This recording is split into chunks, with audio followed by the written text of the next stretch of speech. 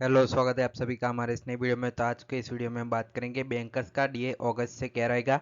मई के जो CPI point है मई 2024 के, वो अभी थोड़ी देर पहले यहाँ पे रिलीज हो चुके हैं उनकी ऑफिशियल वेबसाइट पर। तो उस हिसाब से आपका अगस्त से बैंकर्स का नया डियरनेस अलाउंस क्या रहेगा, इस वीडियो में डिटेल में देखते हैं। जिनका 12 बीपीएस लगा है उनका क्या रहेगा और जिनका नहीं लगा है उनका क्या रहेगा, दोनों की मैं बात करूंगा इस वीडियो में। तो वीडियो में शुरुआत करते हैं। उससे पहले आप चैनल पर नहीं, बहुत सारे लोग इस चैनल को देखते हैं, वीडियोस देखते हैं, लेकिन सब्सक्राइब कम करते हैं। तो आप प्लीज़, अगर आपको कंटेंट अच्छा लगता है तो सब्सक्राइब जरूर करें। नीचे आपको बटन दिख रहा होगा। साथ ही में टेलीग्राम चैनल का लिंक डिस्क्रिप्शन में है, वहाँ जाके टेलीग्राम भी ज्वाइन कर ले।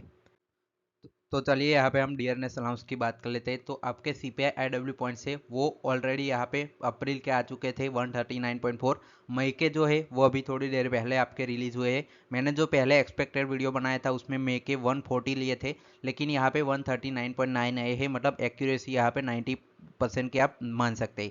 अब देखिए, जून के आपके एक्सपेक्टेड पॉइंट हमको मानने होंगे, क्योंकि इनका इनका आंकड़ा जो है वो आपका जुलाई एंड में रिलीज होगा, तो हम एक्सपेक्टेड मान के चलेंगे।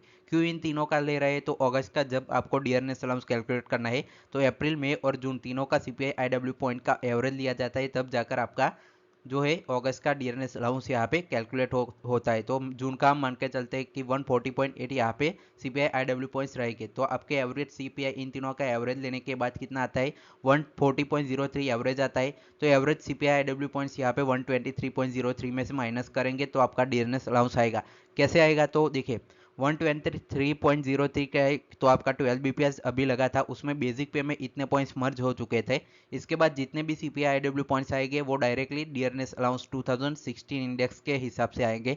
तो यहाँ पे जो डायरेक्टली माइनस करने के बाद 17% आपका एक्सपेक्टेड ये रहेगा जिनका 12 बीपीएस लग चुका है, जैसे कि आपकी पब्लिक सेक्टर बैंक्स हो गई, एसबीआई और बाकी जो पीएनबी, वो सारी बैंक्स। या फिर अभी आरआरबी में भी वेज रिवीजन हो गया है, तो आरआरबी का भी डियरनेस अलाउंस नया अगस्त से इतना 17% रहेगा।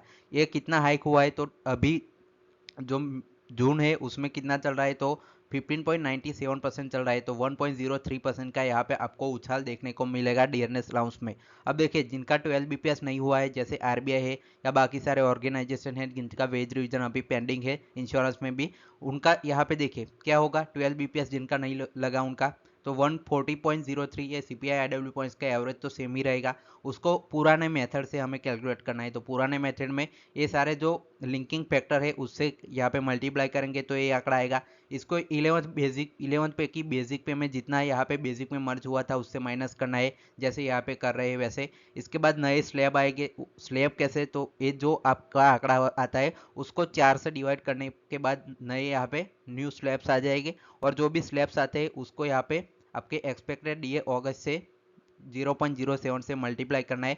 क्यों करना है, तो ये 0.07 है वो डियरनेस अलाउंस का परसेंटेज फैक्टर है।